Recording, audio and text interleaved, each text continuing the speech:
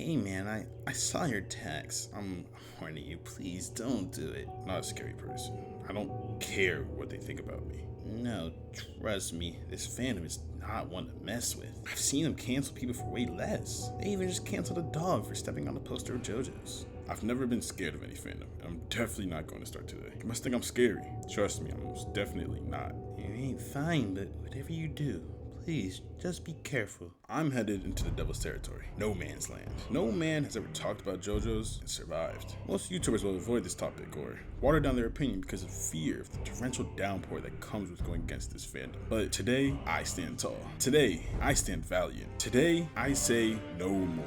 You want a true review? Well, you got it. Today, I will be reviewing all of Jojo's Bizzare adventures. In the end, I will give my final thoughts on the series and try to come back to the channel alive for another video in the future. Well, I guess the only way to know is to wait and see. Part 1, Phantom Blood. Lord have mercy. Have you ever started a show and thought, what's really going on? The entirety of Part 1 was a dumpster fire. From the poorly discussed power system of Hammond, to the poor pacing and honestly just forgettable plot. The only part of Part 1 that I enjoyed was the fight of Jonathan versus Bruford. I actually found it enjoyable, but unfortunately I can't say the same for the rest of this part. It all just felt like a rushed fever dream and never really captured the true Jojo spirit. It also took me about 4 months to finish. I can't say much for Jonathan as a character. He was so forgettable that I don't think he's worth doing research on. And for those of you that say, well, the manga fleshed out this part way better and the anime just ruined it, stop lying.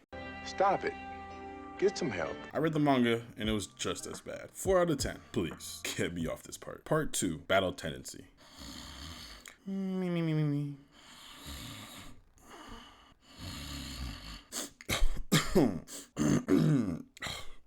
Part 2, unfortunately, wasn't that much better. But I will say that it was better than Part 1, which isn't much of a feat anyways. Let's start with the positives. Hammond is explained a little better than the short half episode explanation in Part 1 that we got. We got a little training arc, but Hammond being such a bad system, there's really no amount of explaining and training the characters can do to save it. Thank God it was abandoned, or I don't know where the Jojo's franchise would be right now. The fights in this part were filled with a small piece of that Jojo spirit that I had mentioned earlier. The fights contained a small amount of what truly makes Jojo's Jojo's. Not to the par of what all the future stands are able to do with that spirit, but still, it becomes the basis of what's to come. So basically, this part is an upgrade of Part 1, with semi-decent fights and its terrible, but somehow improved power system. 5.5 out of 10. But for y'all, I'll round it up to a 6. Hey there! This is future me talking. Fuck y'all. I'm moving it back down to 5.5 after further review. It's a little bit better than Part 1, but nothing crazy. Part 3, Stardust Crusaders. Finally, we're here. Hammond is dead. Let's rejoice. Toss that shit in the garbage. My God, I hated it so much. In Part 3, we're introduced to one of the best power systems of all time, Stance. Although most of the time they bullshit with the actual rules, the concepts that they're able to pull off with it are insane. Some of the best fights in anime come from Jojo's just because of the unique stand fights that occur. While stands are introduced in Part 3, that's not all. We also get an actual story. I'm actually able to immerse for a season, thank God. Although the season is very long and seems more episodic than a continuous story, each episodic episode carries its own fun to the show and doesn't fail to immerse you in the same way that the main story does. I still feel like Part 3 could have been a bit shorter though. Like some of the 2 and 3 episode stories honestly could have been done in 1 or 2 episodes, but that's neither here nor there. Part 3 has so many peaks. It also has the best fight in Jojo's, but to avoid spoilers, I won't say who's fighting. Let's just say the final 2 fights with Polnareff and Jotaro respectively. If you know, you know. Those were pure greatness and had me on lock from start to finish. Even when rereading it in the manga, I knew what I was seeing was peak. 8 out of 10, no question about it. Whichever subconscious thought whispered in Araki's ear to drop Hammond and instead use Stans deserves to be raised to the conscious. We need him 24/7, so keep coming up with these bangers. Part 4, Diamond is Unbreakable. Part 4 was very interesting, and I'm pretty sure it's the most polarized part of the series in the community. From one side, I see fans not enjoying the lackadaisical approach to the part, and it becomes more of a slice of life than an action anime. On the other side, the relaxing nature of the part appeals to viewers, and some name it as the best part of the Jojo's franchise. But what I really want to know is, where did the ghost girl come from? Like, it was barely brought up in Part 1 and Part 2, and was semi brought up in Part 3. But now in Part 4, I guess it's just a fact now that ghosts exist. Anyway, Part 4 holds the best opening of all Jojo's openings. I ain't forget about Part 3 opening either, but this one speaks to my soul. It's called Chase by Bata.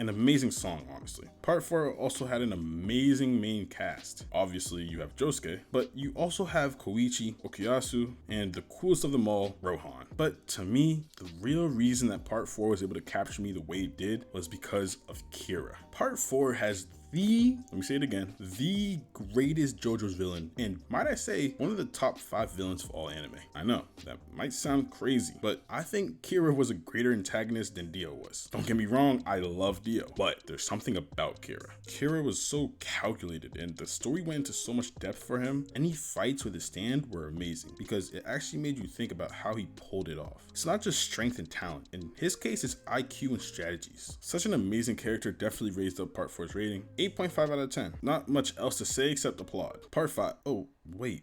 Am I seeing this right?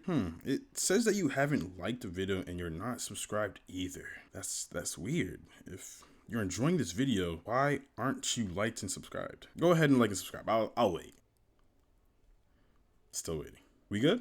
Good. Part 5, Golden Wind. Part 5 takes place in the crime-riddled country of Italy. The plot follows a family of crime and has the most organized plot out of all the JoJo's parts. Most parts of JoJo's, you're more interested in the fights and what crazy stand would be pulled out next. But in Part 5, I found myself more invested in the actual story. Not to say that the fights are bad in any way. I think Part 5 has some amazing fights, especially the fight with Green Day. But it intertwined almost perfectly with the story. When it comes to characters, Part 5's main crew is the most unique of all parts. Each one adds something different to every episode, and the final scene of Part 5, I'm not gonna spoil it, but if you know then you know, it gave me chills. Not gonna lie, it still gives me chills even now thinking about it. Honestly, there's not much else to take away from Part 5. It's really just a perfectly executed part from start to finish. 9 out of 10. Yes, this is my favorite JoJo's part. I think Part 5 perfectly portrays a perfect JoJo story. This is definitely, so far, the peak of JoJo's and made me love the series. Part 6, Stone Ocean, Stone Free. This is currently the latest season that was dropped in the JoJo series. This time being dropped on Netflix in 2 curves. A different approach for the community. Honestly, didn't make a difference to me because I wait for seasons to finish so that I can binge them. Call me crazy if you want, but I'm waiting for Wano to finish so I can binge it because got me fucked up if you think I'm watching that episode by episode. This didn't really actually affect the show though. This part takes place in Florida, United States, which honestly makes sense. So much sense because of how crazy this show is. Florida is home to the insane.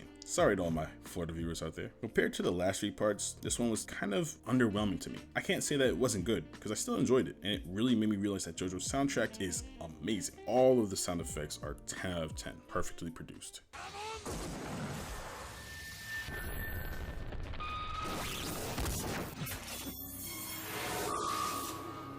The world, Tokyo Tomare!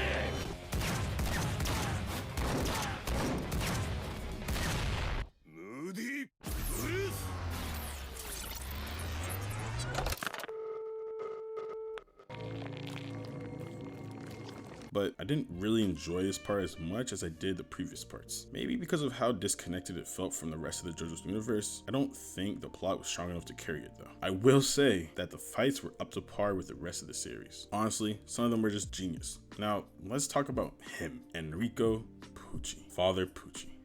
This man is cold. Now, I know I said that Kira was the best villain in the JoJo's franchise, and I stand by that, but Enrico Pucci is him. His essence, his aura, his development, his final form, his soundtracks, and his lines. Araki was in his bag when he made this one. Enrico Pucci is an amazing villain, and I love everything about him. 7.5 out of 10. It was a solid season. This rating might be a little high, honestly, but Enrico Pucci made it that much better for me. So, through part 1 to 5, JoJo's gets an 8.5 out of 10. That's just me averaging out all the parts. That's a very good rating though, but it's warranted because except for the first 2 parts, I found this series very captivating. And what's even better is that there's so much more to come. I've heard that part 7 is the best of all parts, and not gonna lie, instead of waiting for it to be adapted, I'm just gonna go catch up in the manga. So I'll see y'all there. If you enjoyed this video, please leave a like and subscribe, and let me know in the comments what your favorite JoJo part was. And with that, peace y'all.